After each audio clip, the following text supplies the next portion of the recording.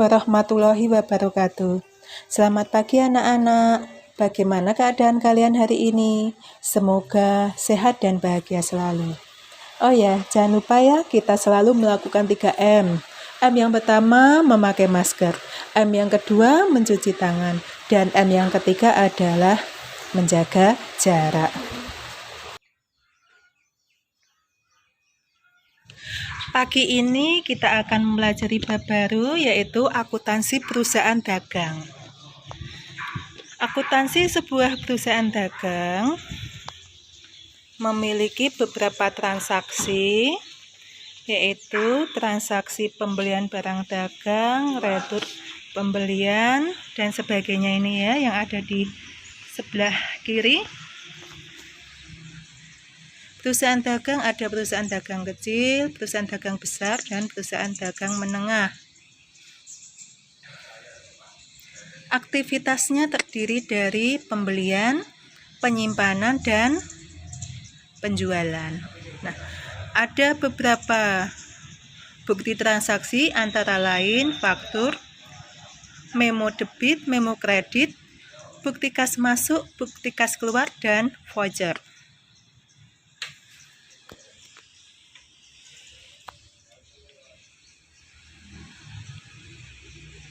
Karakteristik perusahaan dagang.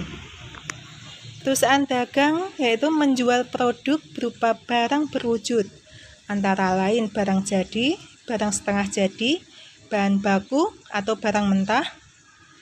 Perusahaan dagang, barang dagangnya bisa berasal dari hasil pertanian, perkebunan, pertambangan, dan hasil industri.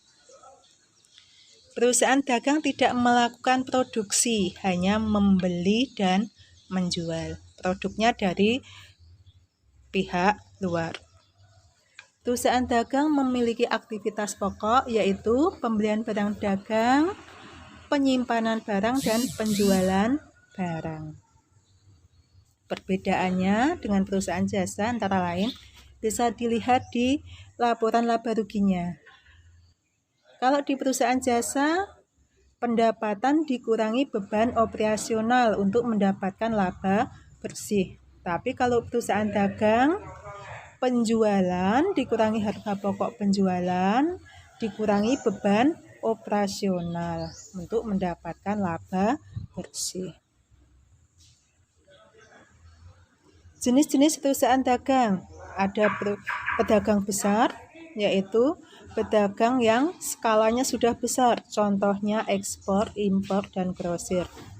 Pedagang kecil, yaitu pedagang yang membeli barang dagang dan dijual kembali langsung ke konsumen. Pedagang menengah, yaitu pedagang yang membeli barang dagang skala besar dan menjualnya ke beberapa penjual yang lebih kecil. Siklus akuntansi perusahaan dagang dimulai dari bukti transaksi, lalu dicatat dalam jurnal umum dan jurnal khusus, dan beberapa transaksi dimasukkan ke dalam buku besar pembantu. Setelah itu dicatat dalam buku besar utama. Dari buku besar utama disusun neraca saldo, lalu disesuaikan menggunakan ayat jurnal penyesuaian, direkap dalam kertas kerja, dan disusun neraca saldo disesuaikan. Setelah itu dibuat ayat jurnal penutup dan neraca saldo setelah penutupan atau tutup buku. Di awal periode berikutnya dibuat jurnal pembalik.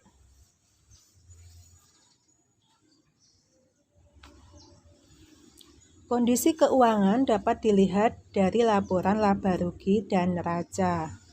Aset perusahaan terletak pada sisi aktiva, modal dan kewajiban terletak pada sisi pasiva. Nilai pada sisi aktiva harus sama dengan nilai pada sisi pasiva.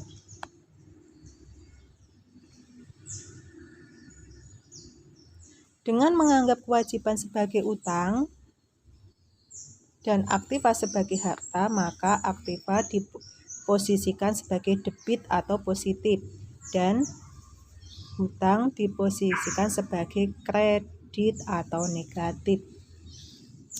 Akun-akun khusus perusahaan dagang.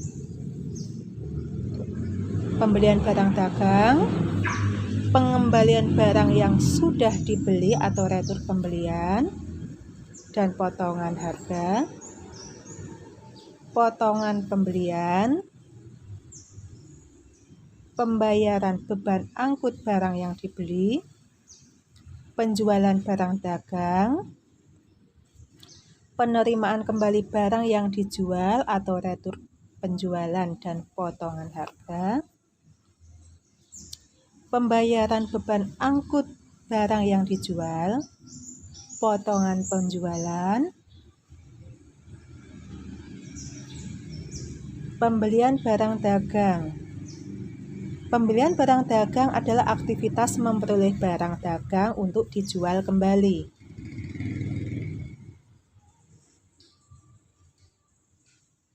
Yang harus diperhatikan adalah sebagai berikut. Harga faktur. Harga faktur adalah harga yang tertera pada faktur. Jika ongkos angkut ditanggung pembeli, maka harga pokok pembelian barang dagang adalah harga faktur ditambah ongkos angkut. Dan jika ongkos angkut ditanggung penjual, maka harga pokok pembelian adalah sebesar harga faktur. Pembelian barang dagang, syarat pembayaran, yaitu pembelian tunai. Pembelian barang dagang yang langsung diikuti oleh pembayaran secara tunai. Pembelian kredit, yaitu pembelian barang dagang yang pembayarannya ditangguhkan.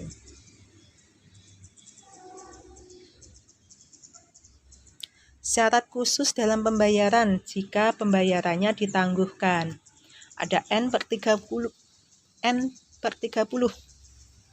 Berarti pembayaran seluruh harga barang dagang dapat dilakukan paling lambat 30 hari setelah tanggal faktur atau tanggal transaksi. N/EOM. Berarti pembayaran seluruh harga barang dapat dilakukan paling lambat sampai akhir bulan yang bersangkutan.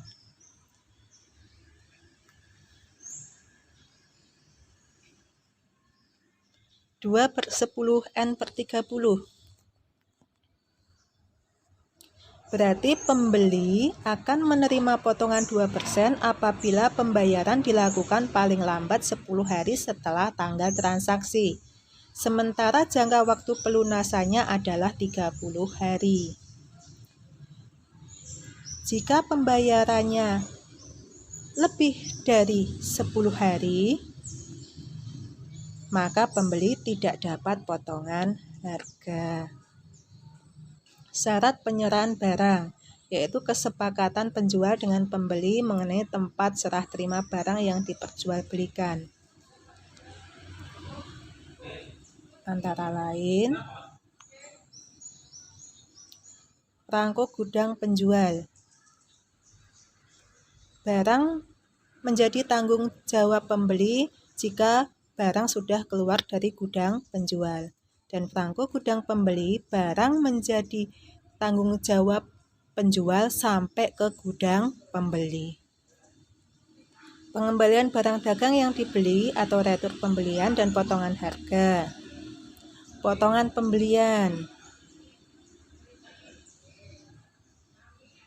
beban angkut pembelian barang dagang, penjualan barang dagang, penerimaan kembali barang yang dijual atau retur penjualan dan potongan harga. Potongan penjualan, beban angkut barang yang dijual. Bukti-bukti transaksi dalam perusahaan dagang antara lain faktur adalah bukti perhitungan penjualan kredit yang diberikan oleh penjual kepada pembeli.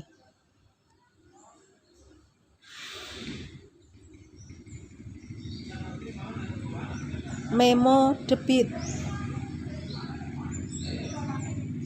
Memo yang diberikan oleh pembeli kepada penjual karena barang yang diterima tidak sesuai pesanan, cacat, atau rusak. Memo kredit. Memo kredit dikirim penjual karena penjual telah menerima pengembalian barang yang telah dijual dari pembeli, atau penjual memberikan potongan kepada pembeli.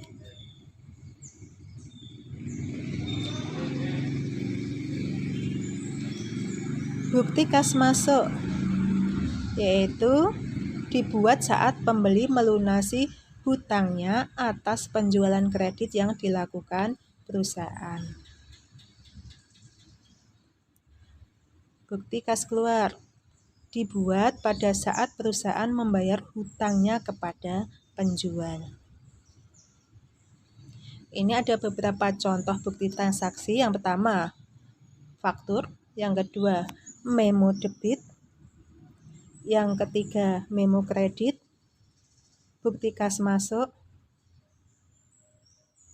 bukti kas keluar, dan sekian materi dari saya. Terima kasih. Kalau ada yang belum jelas dan yang ada mau ditanyakan, silahkan langsung aja ke grup WA atau Japri juga boleh. Jangan lupa buat kesimpulan, tulis di buku tulis, nanti dikumpulkan ya. Terima kasih. Wassalamualaikum warahmatullahi wabarakatuh.